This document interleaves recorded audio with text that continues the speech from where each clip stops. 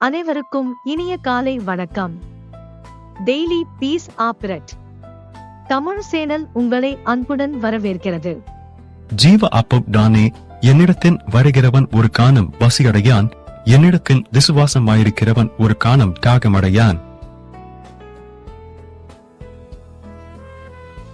இன்றைக்கான வேதவசனம் புலம்பல் அதிகாரம் 3 வசனம் 25.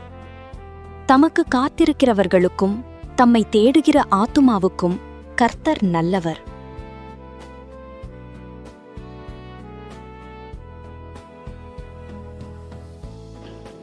அன்பானவர்களே, அனைவருக்கும் இனிய காலை வணக்கம்.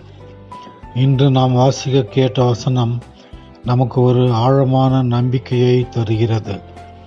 வாழ்க்கையில் சில நேரங்களில் நாம் ஜெபித்தும் உடனடி பதில் கிடைக்காமல் இருக்கலாம்.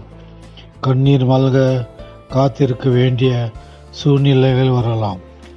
எப்போது தேவன் என் ஜெபத்தை கேட்பார் என்று மனம் சோர்ந்து போகலாம்.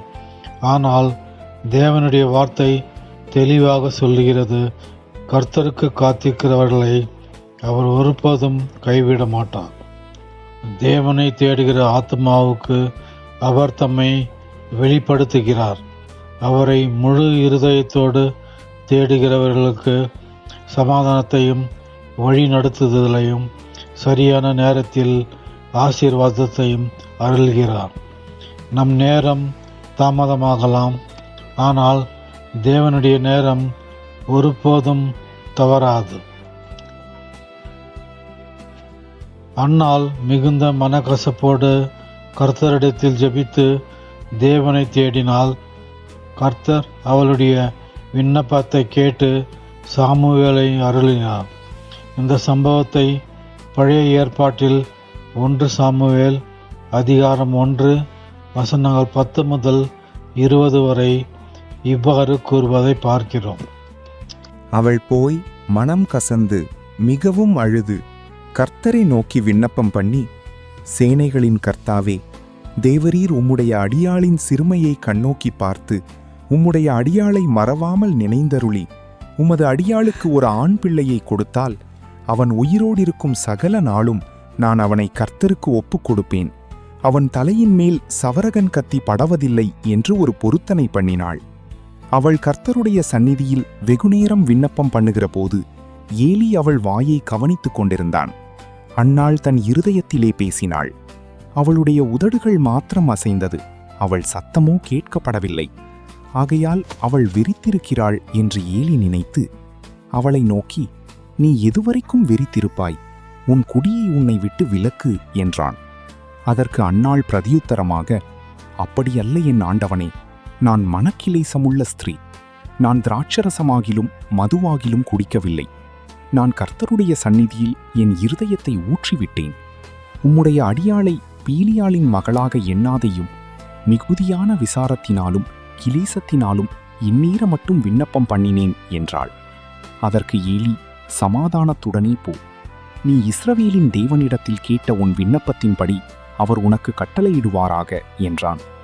அப்பொழுது அவள், உம்முடைய அடியாளுக்கு உம்முடைய கண்களிலே தயை கிடைக்க கடவது என்றாள். பின்பு அந்த ஸ்திரீ புறப்பட்டு போய் பூஜனம் செய்தாள். அப்புறம் அவள் துக்கமுகமாயிருக்கவில்லை. அவர்கள் அதிகாலையில் எழுந்து கர்த்தரை பணிந்து கொண்டு ராமாவில் இருக்கிற தங்கள் வீட்டுக்கு திரும்பி போனார்கள்.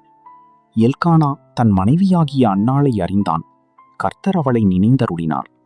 சில நாள் சென்ற பின்பு அன்னாள் கர்ப்பவதியாகி ஒரு குமாரனை பெற்று கர்த்தரிடத்தில் அவனை கேட்டேன் என்று சொல்லி அவனுக்கு சாமுவேல் என்று பெயரிட்டாள். மேலும் 12 ஆண்டுகள் துன்பப்பட்ட அந்த ஸ்திரீ இயேசுவை தேடி வந்து அவரது வஸ்திரத்தை தொட்டாள்.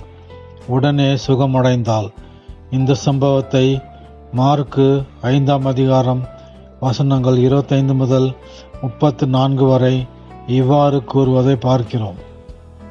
அப்பொழுது 12 வருஷமாய் பெரும்பாடுள்ள ஸ்திரீ அநேக வைத்தியர்களால் மிகவும் வருத்தப்பட்டு தனக்கு உண்டானவைகளையெல்லாம் செலவழித்தும் சற்றாகிலும் குணமடையாமல் அதிக வருத்தப்படுகிற பொழுது இயேசுவை குறித்து கேள்விப்பட்டு, நான் அவருடைய வஸ்திரங்களையாகிலும் தொட்டால் ஸ்வஸ்தமாவேன் என்று சொல்லி ஜனக்கூட்டத்துக்குள்ளே அவருக்கு பின்னாக வந்து அவருடைய வஸ்திரத்தை தொட்டாள். உடனே அவளுடைய உதிரத்தின் ஊறல் நின்று போயிற்று. அந்த வேதனை நீங்கி ஆரோக்கியமடைந்ததை அவள் தன் சரீரத்திலே உணர்ந்தாள். உடனே இயேசு தம்மிலிருந்து வல்லமை புறப்பட்டதை தமக்குள் அறிந்து ஜனக்கூட்டத்துக்குள்ளே திரும்பி, என் வஸ்திரங்களை தொட்டது யார் என்று கேட்டார். அவருடைய சீஷர்கள் அவரை நோக்கி, திரளான ஜனங்கள் உம்மை நெருக்கிக் கொண்டிருக்கிறதை நீர் கண்டும் என்னை தொட்டது யார் என்று கேட்கிறீரே என்றார்கள். இதை செய்தவளை காணும்படிக்கு அவர் சுற்றிலும் பார்த்தார். தன்னிடத்திலே சம்பவித்ததை அறிந்த அந்த ஸ்திரீயானவள் பயந்து நடுங்கி அவர் முன்பாக வந்து விழுந்து உண்மையெல்லாம் அவருக்கு சொன்னாள். அவர் அவளை பார்த்து, மகளே, உன் விசுவாசம் உன்னை ரட்சித்தது. நீ சமாதானத்தோடே போய் உன் வேதனை நீங்கி சுகமாயிரு என்றார். ஆகையால் காத்திருப்பதில் சோர்ந்து போகாதீர்கள், ஜெபத்தில் நிலைத்திருங்கள், விசுவாசத்தில் உறுதியாயிருங்கள். இன்று நீங்கள் தேடுகிற தேவன் நாளை உங்களுக்கு பதில் அளிக்கும் தேவன். அவர் நல்லவர், அவர் கிருபை என்றும் மாறாதது. கர்த்தரை தேடுங்கள், அவர் உங்களை வெறுமையாய் அனுப்ப மாட்டார். அவருக்கு காத்திருங்கள், அவர் நன்மையை காண்பிப்பார். இப்பொழுது நாம் ஜெபம் செய்வோம். எங்கள் கிருபையுள்ள பரலோக தகப்பனே, உமக்கு காத்திருக்கிற பொறுமையும் உம்மை தேடுகிற தாகமுள்ள இருதயத்தையும் எங்களுக்கு தாரும். சோர்ந்து போகும் நேரங்களில் எங்கள் விசுவாசத்தை பலப்படுத்தும். உம்முடைய சரியான நேரத்தில் உமது நன்மையையும் கிருபையும் அனுபவிக்க எங்களை நடத்தும். உம்மை நம்பி காத்திருக்கும் எல்லாரையும் ஆசீர்வதியும். இயேசுவின் நாமத்தில் ஜெபிக்கிறோம். ஆமேன். உங்களுக்கு கிருபையும் சமாதானமும் உண்டாவதாக.